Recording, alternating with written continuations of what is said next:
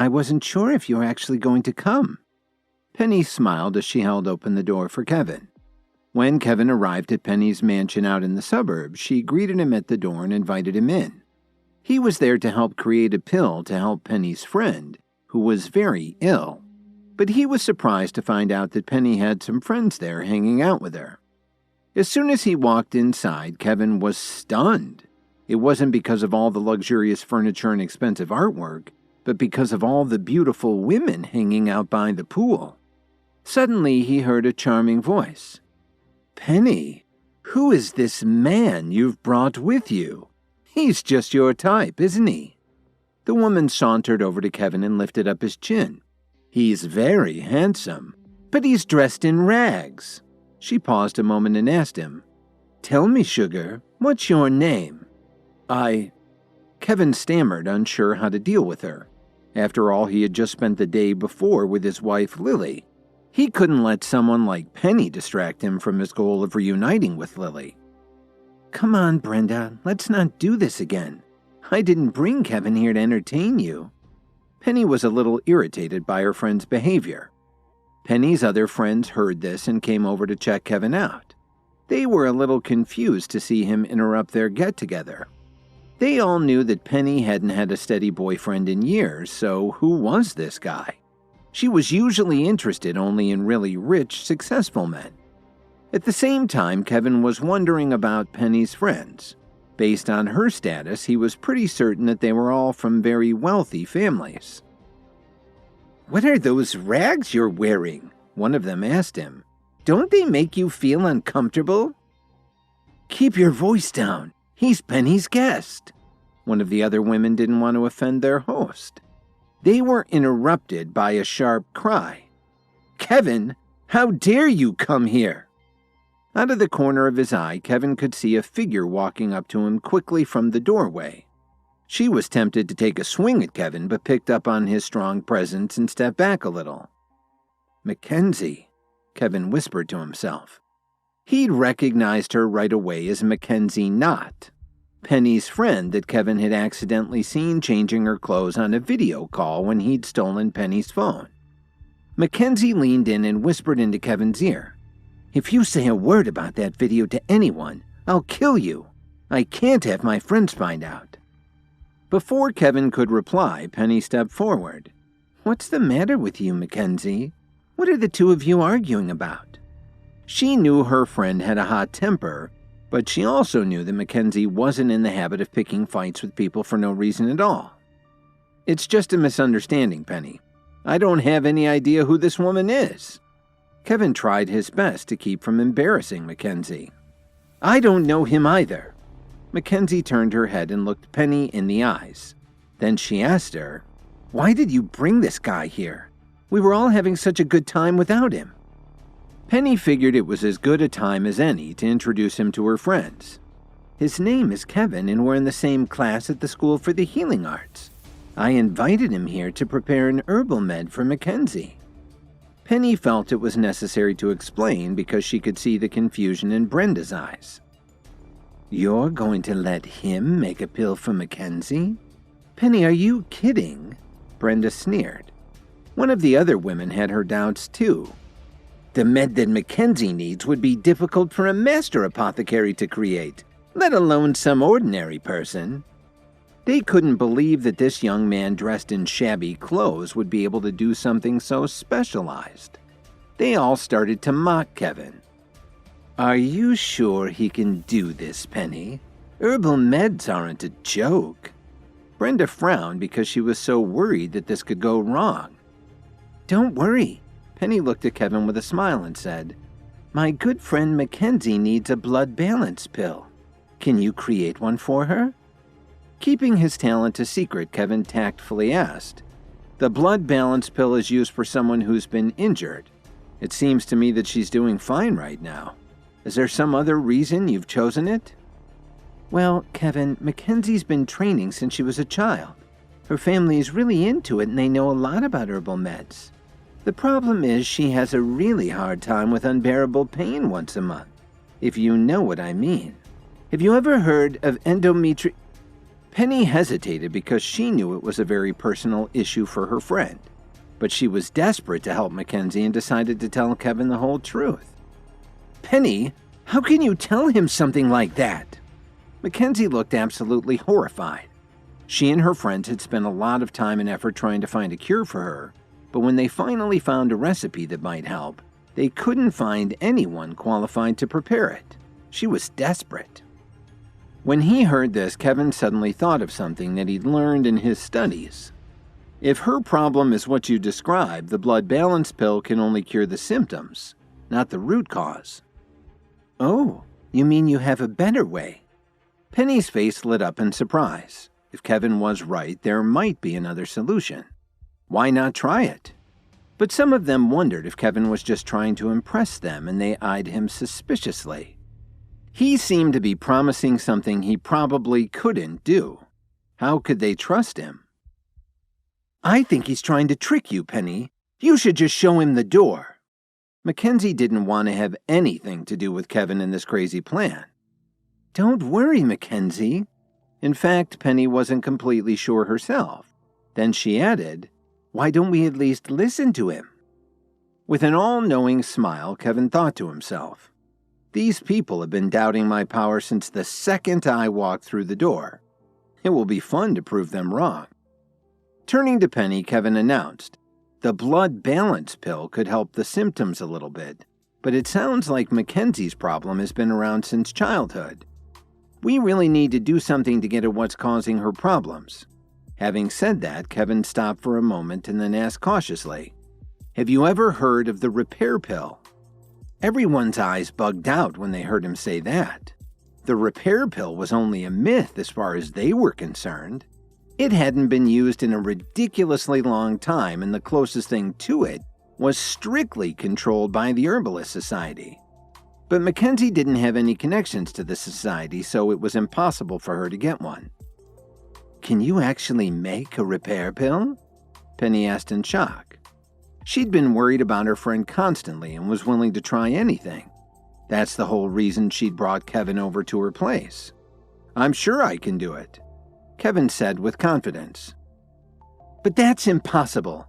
Nobody knows how to make the repair pill anymore." Mackenzie was the first one to object to the plan. "Are you trying to poison our friend with your nonsense? Do you know what we can do to you if you hurt her?" Brenda was staring daggers at Kevin. She looked like she wanted to gouge his eyes out. Kevin pursed his lips. "I can definitely do it. Only I have one condition." "What condition is that?" Penny looked a little unsure when she saw Kevin smiling so strangely. "If I make the repair pill, then Mackenzie has to apologize for underestimating me." He spoke softly, but they all heard him loud and clear. "You wish!" Mackenzie shot back. The rest of the women frowned at Kevin's demand. After all, Mackenzie was a very important person, not someone to trifle with like that. But if Kevin could really make a repair pill, it would prove that he was greater than all the current experts working in herbal medicine. To do this at such a young age meant his potential was limitless. It was a lot to ask of someone, but if he failed, Mackenzie's friends were sure to get even with him. While everyone was hesitating, Penny suddenly said, "Okay, I promise. As long as you can make the repair pill, you'll get what you want. Even though she can be difficult, Mackenzie always listens to me. You'll get your apology." "It's a deal," Kevin said casually. "But I also have a condition. You must do it right now. There's a quiet room in the basement of my mansion, and it's been set up with a lot of expensive herbal ingredients." Penny clearly wanted to get her friend some help as soon as possible. "No problem, but you can't watch me while I'm doing it." Kevin sounded very firm about this requirement. Then he turned to Penny and said, "Lead the way." Penny gestured for Kevin to follow her. On the way to the stairs, she asked her sisters to stay on the main floor and enjoy themselves while she was gone. A few minutes later, Kevin saw what Penny meant about the quiet room. As soon as he entered the basement, Kevin was stunned. The lab took up the entire floor, the whole footprint of the house. There were loads of medicinal materials on the mahogany shelves along the walls, and there was a large bronze bowl with a burner set up in the middle of the room. Wow, Penny really prepared for this. I wonder if she wants to learn to be an herbalist too, Kevin thought to himself. I had people search all over the country to find all the medicinal ingredients down here. You can use whatever you need for the repair pill. Then Penny walked out so that Kevin would have a quiet environment to work. Well, I'd better get busy. Kevin rubbed his hands together and then hurried over to the shelves to select all the exotic herbs he would need. Kevin was tempted to make another pill that he'd always wanted to try just for the practice, but decided to focus on the repair pill first. More than an hour later, Kevin took the lid off of the preparation bowl and removed a handful of pills. Yes, these look good to me. Kevin proudly looked at the pills he'd just made and grinned broadly. After putting the repair pill into a small medicine bottle for Mackenzie, Kevin put the rest into his pocket. Suddenly, his body tensed up. He turned around and took a few steps backwards when he saw a dark figure walk up behind him. He hadn't been aware that someone else was in the room until he heard them breathing. "Who are you?" Kevin asked cautiously. The person seemed dangerous and Kevin had been caught a little off guard. But they didn't answer Kevin's question right away. "Are you a member of the Sutherland family?" Kevin glanced around the basement and tried his best to find a way out. "Please don't jump to any conclusions. I'm helping Penny to make some herbal pills. I'm not a burglar or anything." Suddenly, the person's eyes seemed to light up, and their breathing suddenly changed. Kevin didn't really know what to make of this. Were they there to hurt him? "Trust me, I'm just here to help Penny out." Kevin started to get ready to fight. He thought to himself, I didn't expect Penny to have someone like this watching over her. But when Kevin looked into the person's eyes, it was like staring at a wolf. He could hear his own heartbeat. "I'm here to bring you to the party. Let me invite you to come with me." The person's voice was very cold, without the slightest emotion, and it was also neutral. You couldn't tell whether it was a man or a woman. The party? Kevin suddenly thought of something. Wasn't today the Alliance leader's birthday? His mentor, the Night King, had warned him about the importance of attending. "Well, can you let me take the medicine upstairs first? Then I'll go to the headquarters with you." Kevin spoke quickly. "I've offended the Alliance messenger." The person suddenly moved toward Kevin. "Don't do it!" Kevin stepped forward too, and they both collided in an explosion of energy. Penny, Mackenzie, and the other women were all lounging around on the sofas in the living room upstairs. "Penny, do you really think Kevin can make a repair pill?" Brenda asked seriously. "To tell you the truth, I don't know why so many people at the school treat him like a loser. He can often do some unexpected things." Penny had a thoughtful look in her eyes. "Even though he dresses in cheap clothes, I know he's not short on cash. I'm pretty sure he's got a lot of secrets." "So he's probably just throwing his family's money around. What's the big deal?" Mackenzie pouted and said angrily, "But I'm still not going to beg him for the repair pill." "Mackenzie, what's the deal with you and Kevin?" But before Penny had finished speaking, she jumped up as she heard a loud bang, and then the whole mansion began to shake, as if there were an earthquake. "What's going on? Was there an explosion?"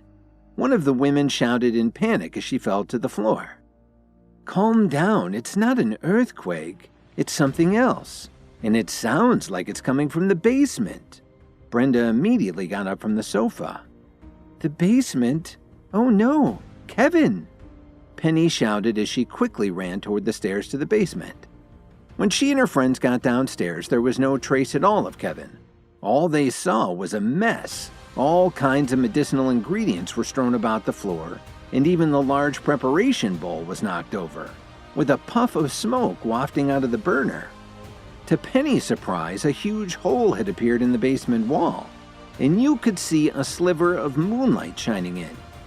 "Kevin ran away?" Mackenzie was the first to react and said angrily, I told you he was lying to you, Penny. No, it's something else. There was a fight down here. Brenda looked around the room warily. She was the most skilled fighter in the group. If anything happened, it would be up to her to protect her friends. But where's Kevin? Penny thought to herself.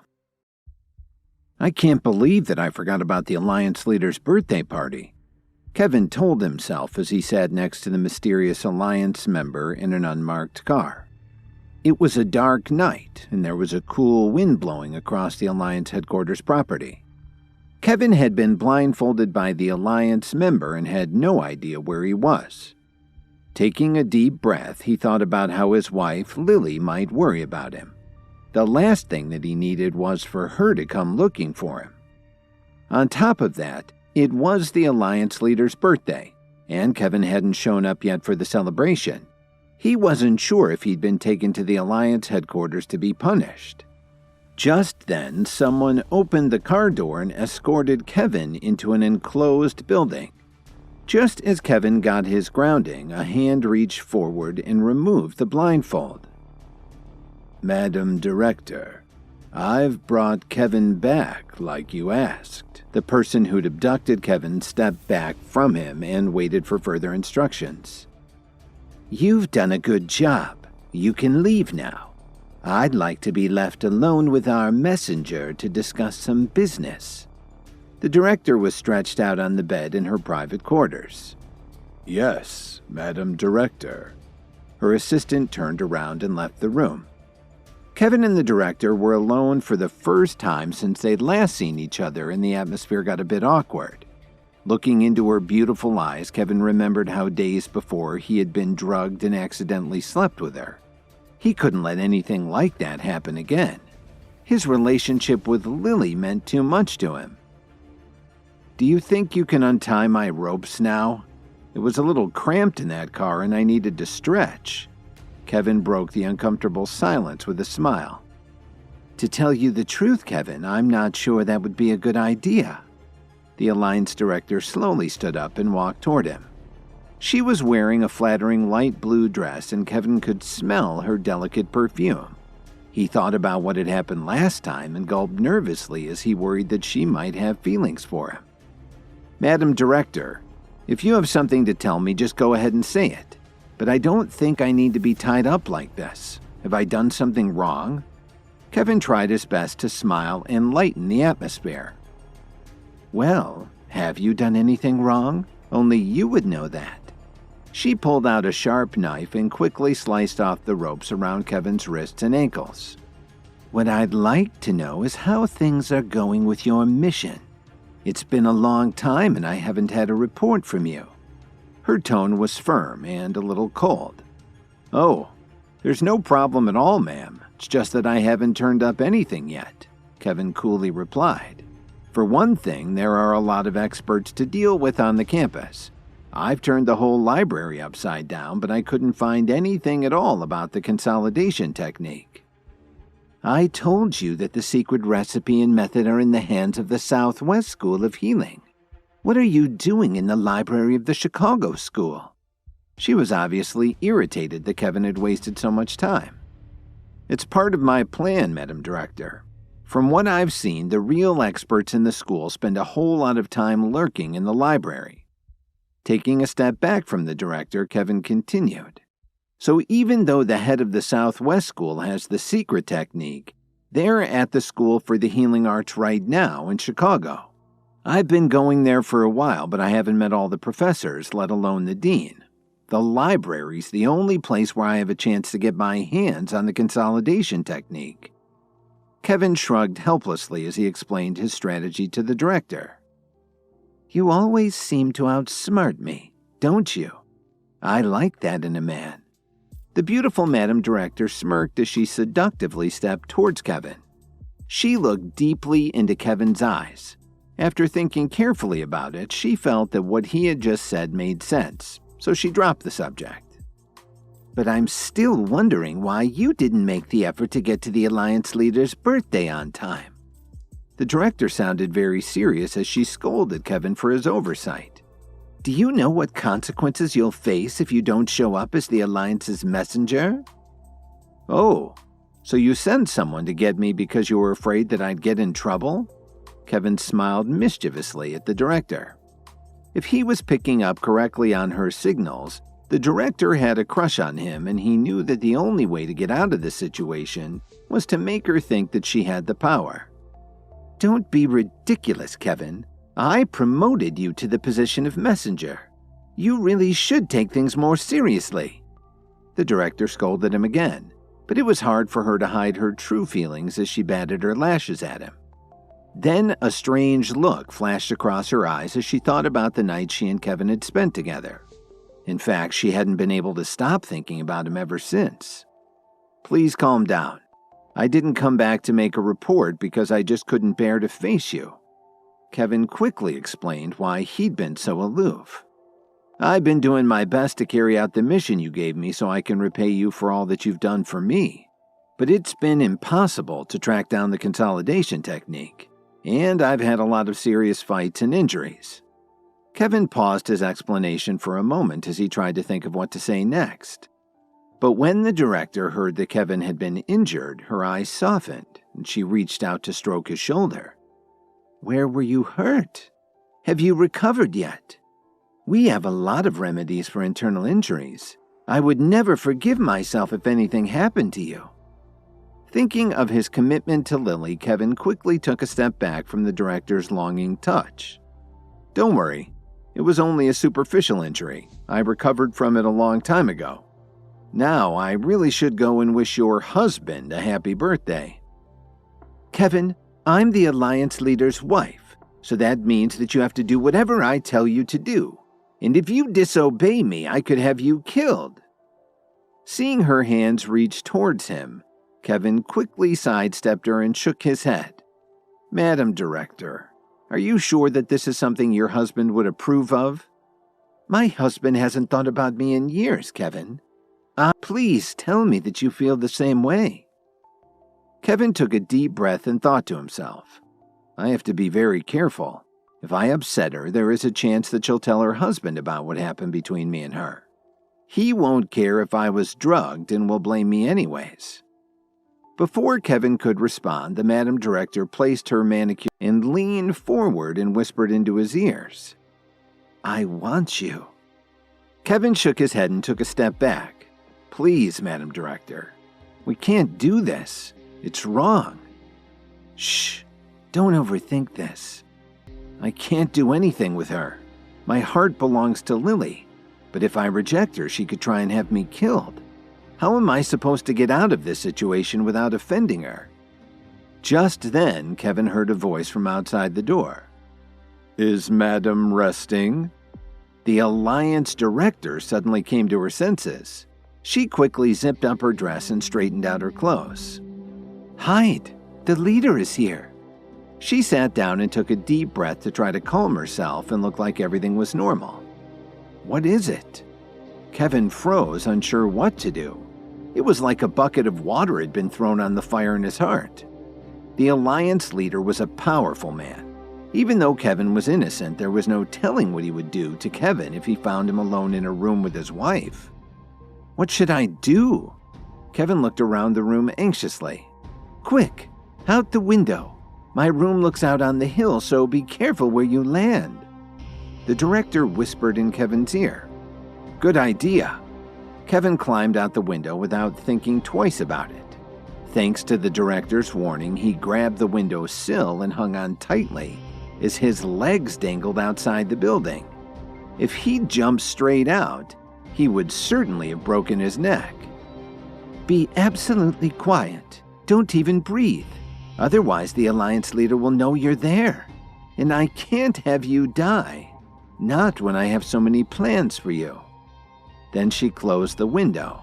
Please subscribe to the Pocket FM YouTube channel and press the bell icon for instant notification. Check out our channel for more such exciting shows.